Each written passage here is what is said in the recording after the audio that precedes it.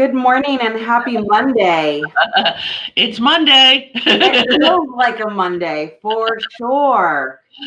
Oh, goodness Oh my gracious. gosh.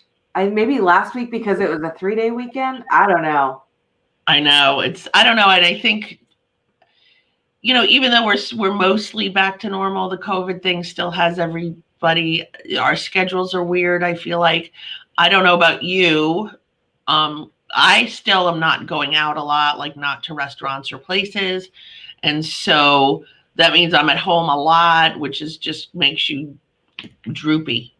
And I feel like I'm home all the time, although I did like totally venture out. I went to Home Depot, haven't been there forever. We went to a little, I don't know, diner. I guess Leo said it's like a Jason's Deli. Oh, okay. And it was really, really good. The kids went to the carnival. I saw that. I had them post me pictures. I didn't go. I thought about it and I'm like, I don't know. It's so different here and the stuff that I see online, it's definitely a different feeling. I mean, I'm at Home Depot. I mean, you see the employees wearing masks, but I mean, they have a lemonade stand out front with kids making your lemonade. Nobody's selling lemonade. Oh, Nobody's wearing masks. I mean, it's just, I feel like I'm in a different world than the rest of the world, or at least what I see. right. I know, I mean, I did go and get my toes done because they really, I mean. I saw you guys with your masks on.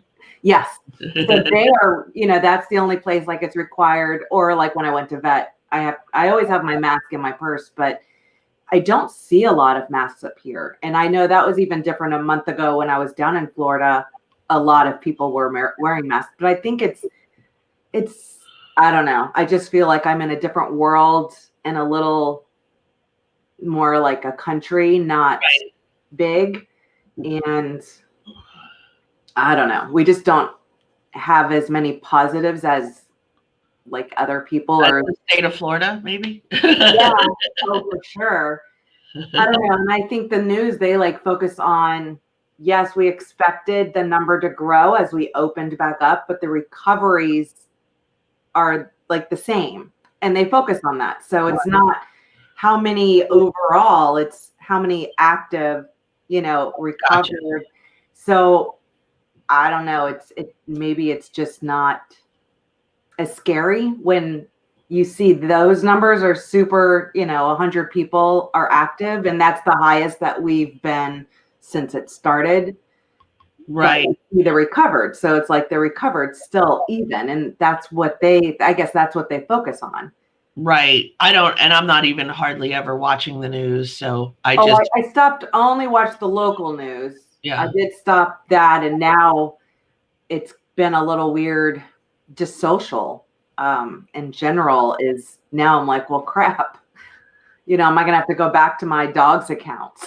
I've been posting lots and lots of puppy pictures. Yeah, well, that's me too. And I'm like, well, if somebody doesn't like dogs, because I know there's one that she doesn't like my feed because she's horrified of dogs and mine are big.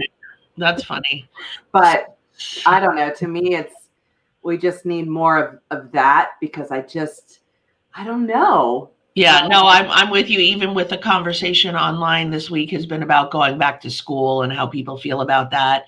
And my jury, I'm out. I don't know yet what I'm doing. So what grade is Gavin is 10th grade, and he did not like online school at all, and not because of the socialization, because it was. Virtual school may be different because that's different, but because those teachers were not prepared for online school. And so everybody did something different. So, I mean, and it was almost a joke. And we did, thank God Hunter's done. He did not like the online. I think he likes being with his peers and stuff. Jessica, it was a godsend. So we have the option and we took the online 100%, but if they're more prepared for the online, I think she may be in a bit of a rude awakening call. I think her assignments were like, watch this video on like marine biology and write me a paragraph. That's your assignment for the week. And I don't think that's going to be the case. Going forward, yeah. I'm with you. forward. So I think the curriculum may be a little more than what she's thinking, and she may have a harder time. But with all the drama with the girls, and I mean, she definitely did better because she can just do her thing and then work, and Right. So it'll be interesting. But we start school. I mean, we registrations next week. I think the 21st. Yeah, 22nd is her. They start on the 29th, and then high school graduation is on like the 31st. Wow. So it's like Hunter will already be starting college when he graduates. Yeah. Go to high school graduation dinner and whatever. So weird. All right, so let's jump into this week's topic, which is how to win more listings. Yes. And so, it's such a funny time right now because, and I'm working on the stats for this week, so we'll have those posted when we're done with this.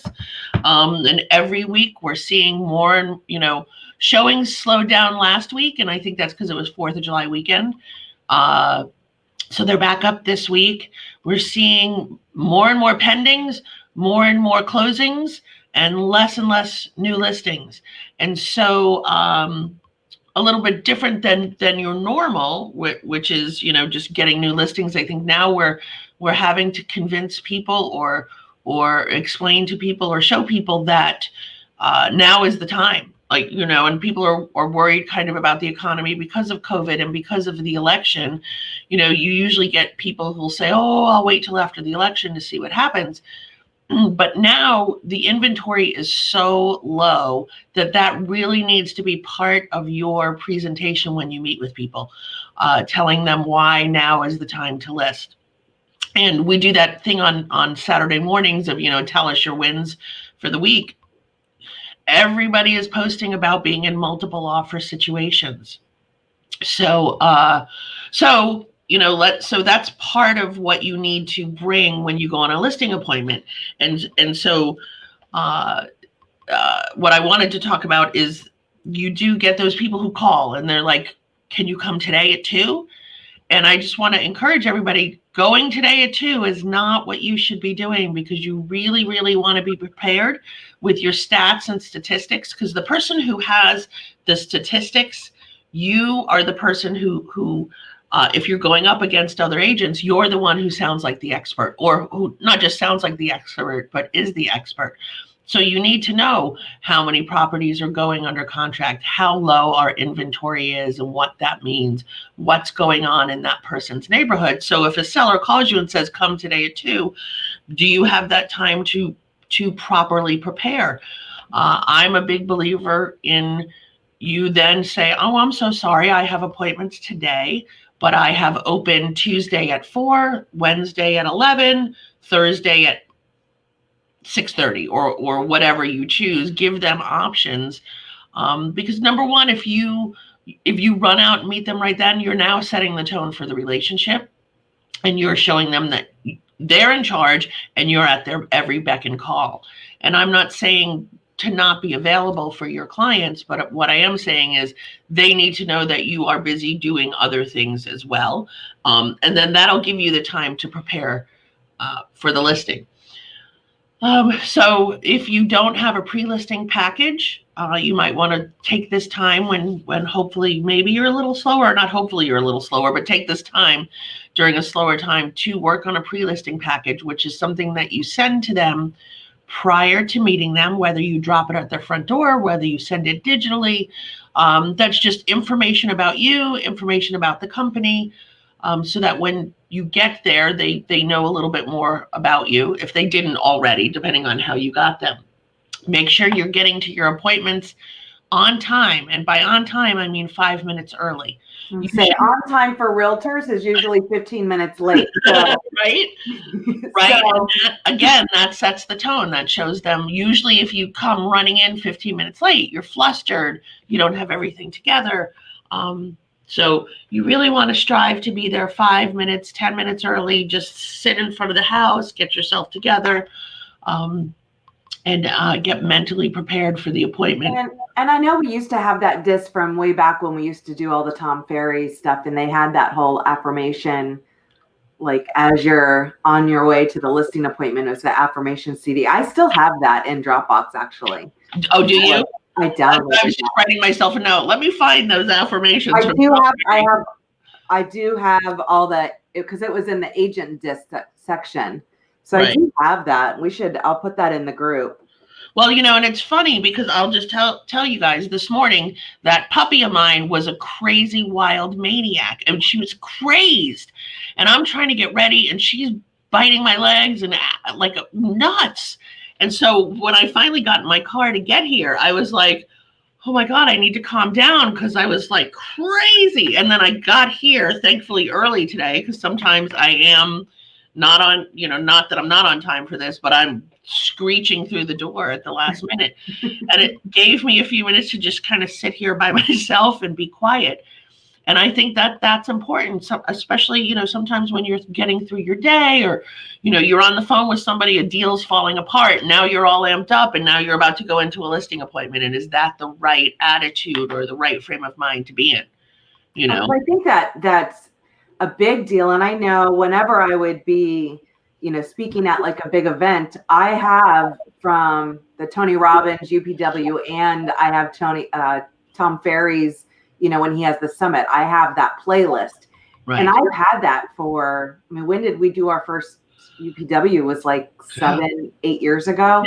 And I still have that. It's on my phone. It was a CD. Now I don't think we even have CD players in our cars, but it's my playlist. It's my go-to anytime I'm about to do anything big, or if I'm in like some weird funk, or, especially right now with the craziness between the news and social, and it's just something that puts me in that right mindset. And I think whether it be the affirmation CD or you have your own playlist, it's just songs that really, it's almost like empowering, or it just slaps me right out of that funk and puts me in that, I don't know, the right mindset. Like in the zone, the zone to get the job done, or whatever it is that you're doing, whether it is a listing presentation, or you're teaching a class, or anything.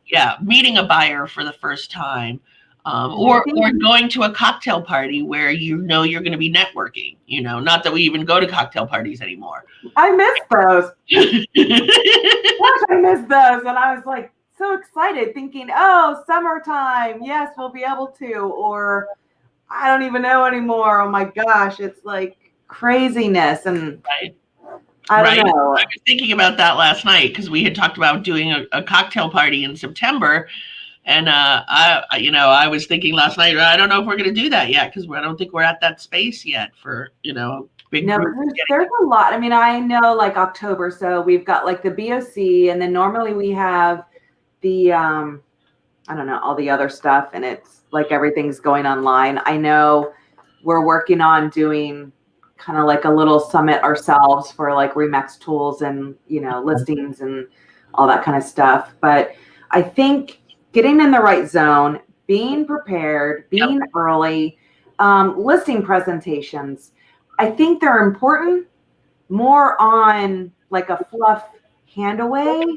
But during the presentation, I don't know, I guess maybe I just had like a really awkward presentation one time, and like the person was just going through the book, and I know we have one and it has all that, right? It has all the fluff. It has, how to prepare your listing for sale. I don't know that that's something I would expect an agent to like go through. Right. Well, and I'll tell you, I don't. So my listing presentation is prepared, but I get to the house, walk in, introductions. It's really all about asking them questions, so you get the answers, one, to understand their motivation. Why are you selling? What's your plan? What if it doesn't sell in 45 days, or because you want to know, if you have somebody saying, well, we don't really have to sell, you know where that conversation's going. They're probably going to want to overprice it. So you really need to be asking the questions. So I kind of start with, we go in, we introduce, I say, why don't you take me around the house? Show me everything. And then I say, show me what you love, And I also say, show me what you don't love. And the reason why I ask for that is because it will come up as an objection from a buyer. So I want to be prepared for that objection when somebody has it. So you tell me what you don't love, because I can guarantee you a buyer will see the same thing. Not that I'm pointing that out to anybody, but I want to be ready with my answer when that objection comes up.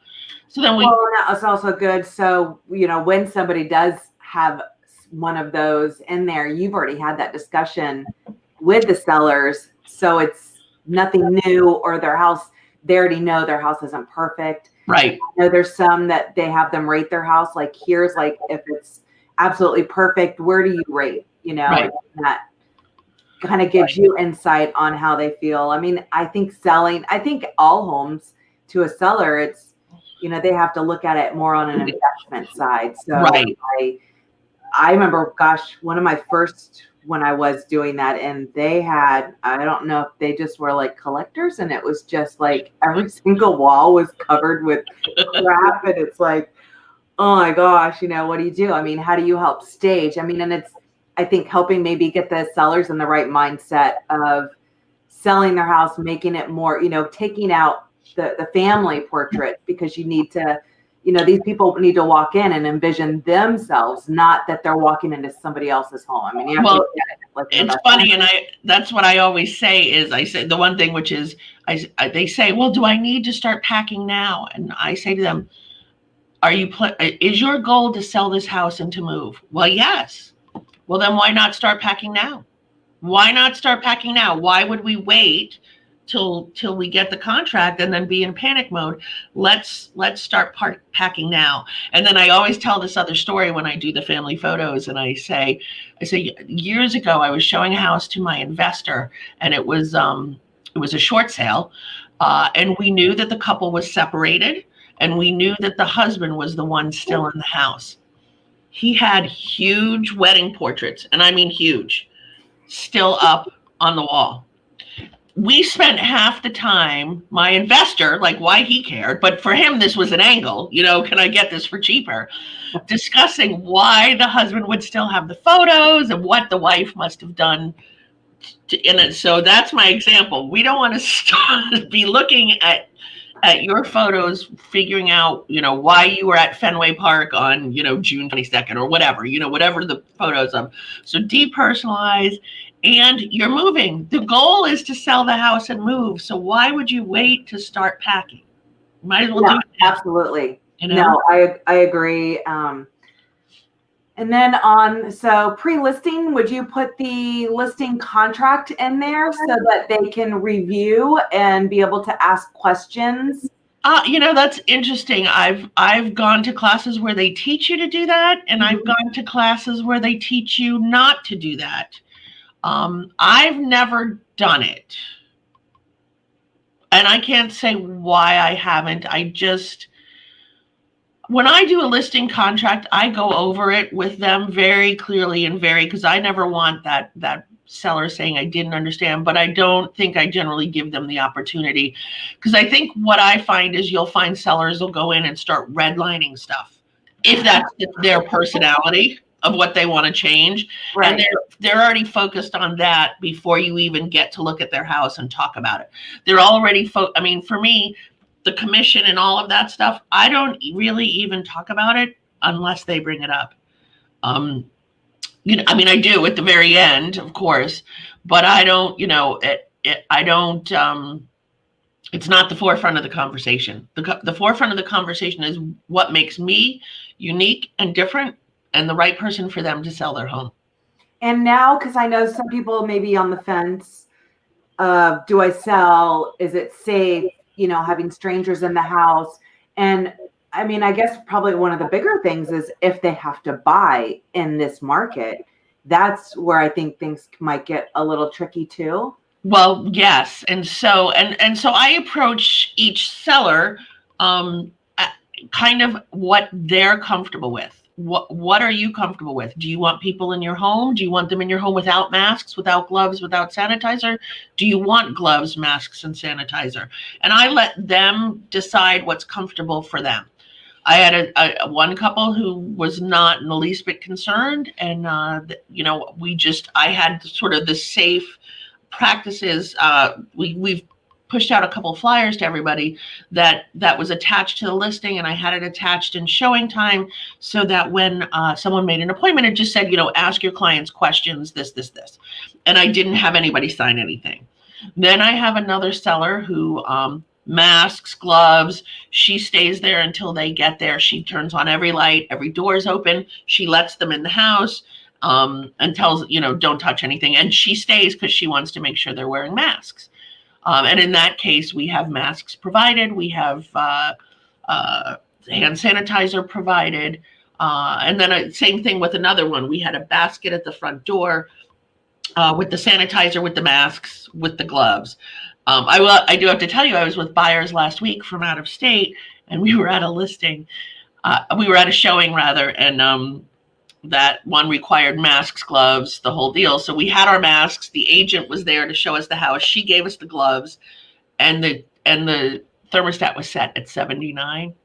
I thought, yes, that face, exactly. I thought I was going to die. I thought I was going to die because the mask is on, and now my hands are sweating because of and the glasses fog up. Like I feel when I'm wearing those masks, and I can't even imagine in Florida because we do not have the humidity here.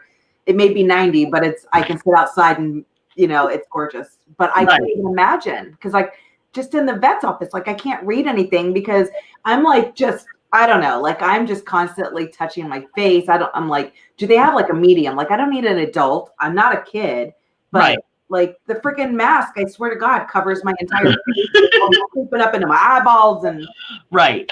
So for listings, I let the sellers dictate what they're comfortable with. When I'm with a buyer, kind of the same thing. I let the listings dictate what the buyer has to do. So if and are they in the car with me or are they riding in their own car? If they're and I just had people last week, we took separate cars because we all wanted to not wear our masks when we were in the car. So they were in their car not wearing their mask. I was in my car not wearing my mask. And then we'd get to the location, we'd mask up, we'd go in. I tell my buyers, regardless of what the rules are for that particular house, I tell them, please don't touch anything. Let me be the only one to turn on lights and open doors. And I make sure I do that. And I've got my hand sanitizer and my gloves.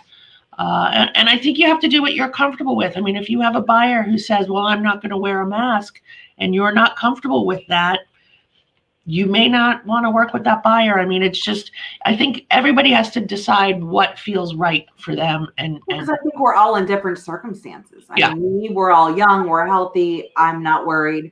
But when I'm in Florida, I don't, it's definitely a different because I have my in-laws. And if I'm staying with them, I mean, I haven't stayed with them. I think it just depends on, everybody's in different circumstances. Yeah. I mean, for sure. I agree. I mean, I went yesterday to a listing appointment. My lady just arrived from New York. She lives in New York City, where they have been quarantined and masked up. So in an odd way, they're much more safe than we are. But I mean, I got there. She had her mask on. I had my mask on. An hour and a half conversation with masks on. I mean, it's I know. Oh my gosh! But we did it, and it was. What would be the advice if somebody's looking to sell? Because I think there's a lot, whether they're, needing a bigger house because this, now they need, home office. I think that's big right now. People wanting to kind of, whether they're getting a divorce because they don't like their spouse as much as they thought. Now, so there might be downsizing. I mean, I definitely think there's reasons for people to be selling in the market the way that it is between, people moving here or whatnot. But I mean, I knew because I work from my home office, I had to have that extra bedroom. But a lot of people, they've been sitting at their dining room table. Now, I know a lot of people where now it is open and they're allowing, that's the new norm is working from home. And it's which is great. But now they need a house where they can do that. Yeah. So I mean, I would sell in a crazy, low inventory. I mean, it's great if you're selling, It is great if you're yeah, and so we'll talk about next week what makes a good offer, especially when you're in a multiple offer situation. So we'll talk about that side of it next week. But I think wherever you are, whatever you're doing, whether it's social media, whether you're cold calling, I don't know if people are door knocking right now, but you really need to be talking about the low inventory. I always like to talk about how many people are relocating here. I mean, Northrop Grumman, Blue Origin, SpaceX, Harris L3. Those people are still moving to town for that. I mean, I've got 2 people that are coming to town, relocating here that I've put under contract buyers, and I know many of the people in our office have that. And letting sellers know. And at the same time, people are still, hate to say it, people die, people give birth, people get divorced, people get married. That never changes. That's always happening. And that's, those are the reasons why people sell. So let's try and target listings and educating the sellers that now is really the time. I mean, it is the time. But I will say pricing the houses correctly is very important. And even though we're going, above list price, I'm seeing buyers put in sometimes unrealistic offers just to win the listing with the hope that it doesn't appraise. So that's something to think about as well. Yep. I mean, I guess the good thing is it's not like the crazy what was it in 06? I mean, just make up a number. This is what it comes out at, but let's just make up a number. Well, right. And those appraised back then, which was, that was a whole nother crazy town. So yeah, I think just getting whatever you're marketing, whatever you're doing, make sure you're getting out there and letting people know that inventory is low and houses are selling. They're selling fast and they're selling for list price and in some cases more. I mean, and even trying to get the listings, if you have areas or you have the buyers, I remember, we used to have all those yikes, postcards or whatever, like basically sending an email or not an email, I guess, postcards or letters or anything to areas that you farm that you have buyers for. I mean, I think it's time to maybe just step out, not just your sphere, but really aggressively going after those listings, educating people what the inventory is like. I have, especially those that you're missing out on, deals because multiple offer situations, but, maybe it's time to go back to those snail mail postcards. I like the postcards because you don't have to open it unless you're actually going to hand address. Right. Something, but just something that's catchy. And I'm sure in my archives somewhere when it was like this before, I think was like the big Tom Ferry thing. It was the big Tom Ferry one, yeah. Way back when, but I'm sure I have those. I never delete anything. So I think that, and now we have, let's see, what is our activity of the week? Which is, I think the topic of the week is compassion, right? So yes. So compassion, especially during this time, with everything that's going on, whether it's, kids freaking out because they're not going back to school, parents freaking out because they don't want their kids to go back to school or whatever it is. I think it's just time to kick your compassion into high gear. See if you can't reach out to either old clients or 3 old clients or family members or someone, and just let them know you're thinking about them and you're here, and if there's something you can do to help them, or just talking and reaching out, is will that make people feel better? And I think as an industry, and I certainly know within our company, we are very big into charity and compassion. So this should be normal for us. I mean, this should not be, this should be easy to do, right? This should be easy to be able to just reach out to others and make sure they're doing okay. Or even if you're at the Publix and it takes the guy 27 minutes to make your pub sub, you know what? He's having to do different things, different practices, even though they were super clean before, but now it's even more so. Just take in mind that, these are different times. It's not that serious. And if that's the worst thing that happens to you today, I think it's a pretty good day, right? So Yeah, and that goes with the words of wisdom is compassion and tolerance are not a sign of weakness, but a sign of strength. And I think that goes a lot to a lot of like social media posts. Yeah. You know, if you Yes. don't agree, I think sometimes it's very hard not to just keep scrolling. Just keep scrolling. There's so many people who are posting about wearing a mask or not wearing a mask and how they feel and don't feel. And sometimes I want to chime in, and then I'm just like, you know what? Just keep scrolling because I'm just good. I don't know that I don't know that I'm going to change anybody's mind. Maybe I will, maybe I won't, but I'm going to do what feels safe and right for me and my family. And I think we're all in different areas, different situations. But yeah, I mean, just have compassion. I mean, I don't think we all have to agree on stuff. Sometimes you may have to start cleaning house if people are more, a little more crazy or aggressive than you may have thought when you accepted that friend request. You can unfollow, unfriend. I know it's only going to get worse as we go into election cycle. And I know when I go to like R4, they'll be like, I tried to friend you like 6 months ago. And I'm like, yeah, I really don't accept friend requests from people just because we're, in the same groups or whatnot. Like, I don't know who you are and I don't need negative stuff. My new thing with friends is or if I get a request is I go to their page, and sometimes a lot of it's hidden so you can't see too much, but at one I see how many friends we have in common. Are all the friends we have in common all female realtors? This might be a creeper. Or is it someone who's also with REMAX but in another state who's very politically charged? I don't really want to be friends with that person either. I mean, I don't feel, and this is for me, I don't feel like this industry has room for that, honestly. I like to try and stay as neutral as possible,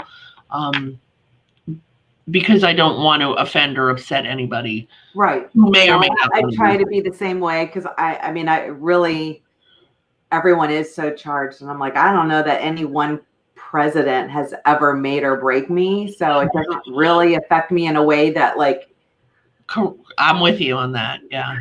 Like for people to go so crazy, it's like, okay, I just keep doing my thing, like it is what it is. I know. So, well, that's great. Well, so next week is going to be all about writing the offers. Yeah. Yep. Writing great offers. And if you have any comments, suggestions for future shows, anything like that, please put them in the comments below. We look forward to hearing from them. And until then, wake up, kick ass, and repeat. See you next week. Yeah.